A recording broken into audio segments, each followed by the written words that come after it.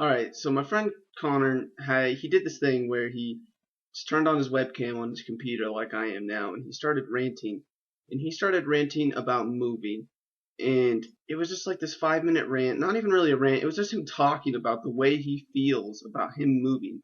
And what, like, just how he felt about it, and what he wanted people to do about it, what he wanted people not to say to him and stuff. And it's just like, it made me think, and he said he felt so much better afterwards, so I figured why wouldn't I give it a shot?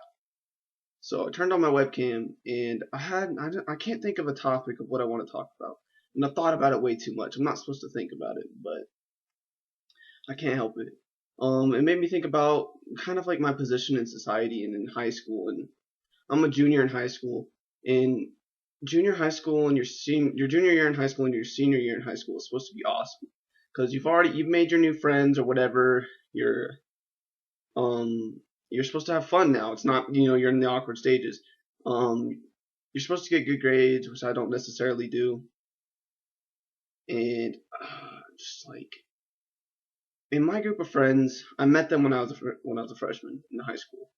A lot of my friends went to another high school that was close but too far for at the time, and I just grew apart from them. And the ones that did, my close friends that did go to the same high school as me, I grew apart from because I wasn't in the same classes as them.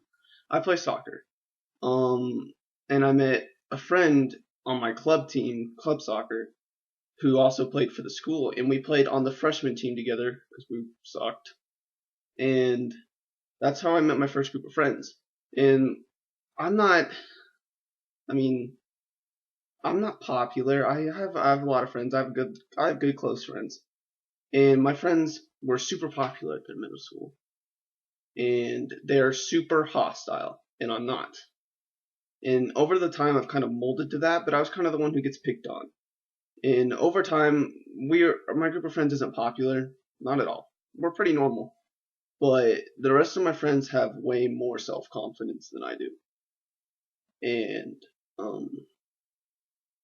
so that they're saying things to each other don't bother them, but it bothers me, and I've always let it get deep down to my heart, and it you know it's always bothered me so much, and I'm a sensitive Sally. That's what it is. I'm sensitive Sally because I take things to heart. When my friends make fun of me, I think about it, and it just keeps rolling through my head, and then I over exaggerate it, and then things like it actually happen, and it sucks. It really does. But I think when I finally developed my place is a main person in this group of friends that everyone like, I don't people like me. Yeah, people don't like some things about me. I complain a lot. You'll see that through this. I complain all the time. It's like the best thing I'm good at is complaining. When I developed my position in my group of friends as a main person, um I wanted so badly to be the smartest one. That I tried to I didn't put in the actual work to be smart. I gave myself an entitlement of being smart, and I enforced it on my friends that I'm smarter than you. And eventually they started to catch on to it and catch on that I wasn't really that smart. It's like I was being fake. And being fake is bad because it always comes back to get you when you're fake. You don't necessarily need to be who you are, but you need to not pretend to be somebody else. And I wanted to be the smartest guy. I tried so hard to make it look like I was the smartest guy. And one of my downfalls is I didn't have good grades. I'm lazy. I don't like to do homework. It's the way I am. And I overthink everything. So I ended up getting myself caught up in a mess where I'm not the smartest person, and I still want to be the smartest person because being smart's awesome. You know things that no one else does.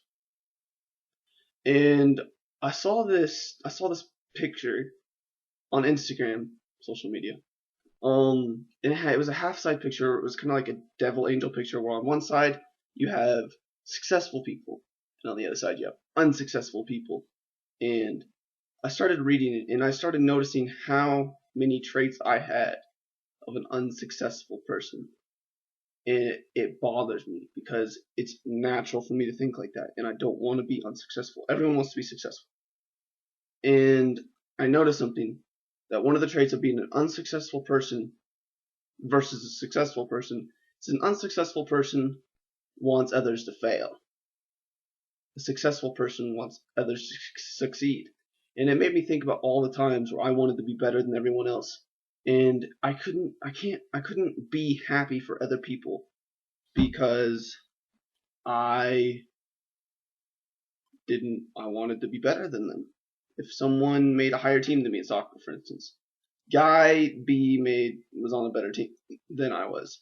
I wanted him to fail so that I would seem better. I'd feel better about myself, and it's a lack of self confidence thing that I'd have a problem with. And another thing that really bothered me is when successful people want others to succeed. Like I said, and like other traits where successful person reads every day, and I don't like to read every day. I hate reading. I'd like to say I could blame it on my dyslexia. No. My reading and comprehension scores were my highest scores on state testing. Um, my teachers say I'm above average at reading and comprehension above everyone else. I just don't like reading. It's because I'm lazy, unsuccessful. And I want to strive to be the successful person, but it's so hard. And it makes me feel good to talk about it, which is why I'm doing this whole rant thing, because my friend said it's great. You rant, you put it up on Facebook, people watch it, and they're like, whoa. And it isn't. It's not even what the people think about what you're ranting about. It just feels good to talk about it. And I want to talk about me being unsuccessful. And I got to take these steps. I gotta be happy for other people. And I don't want to. One of the other things I want to do is I don't want to talk behind other people's backs. I do it constantly, and I don't even notice it, and I don't think other people notice it either. When you or me, when I say I'm with you, and Chelsea's really annoying. Chelsea sits on the other side of the classroom. She talks really loud, and she yells at the teacher all the time because she's too lazy to pay attention. So Chelsea's a made-up girl, by the way. So I say, wow, Chelsea's so annoying, but she doesn't hear me. Only you hear me. I'm talking to you. I'm talking behind her back. That's not really not that big of a deal. She's a random person. She doesn't care what I think. What about when it's your friend? When let's say for example, friend A, he doesn't like to spend money. He's really cheap. And every time you guys go somewhere for lunch, he's like, I don't have money. Can someone buy something for me? And then everyone says no, and then he goes and buys something after he said he didn't have money because he's cheap. He's trying to lie to you to get him to pay money. That's all. You shouldn't do that. That's a terrible thing to do. You're a jackass if you do that.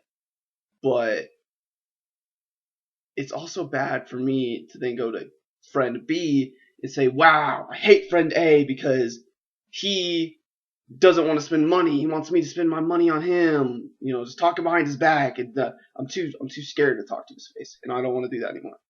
I want to be straight up. I want to be successful. I want to be popular. But I just don't know. I don't know if I have what it takes to be successful.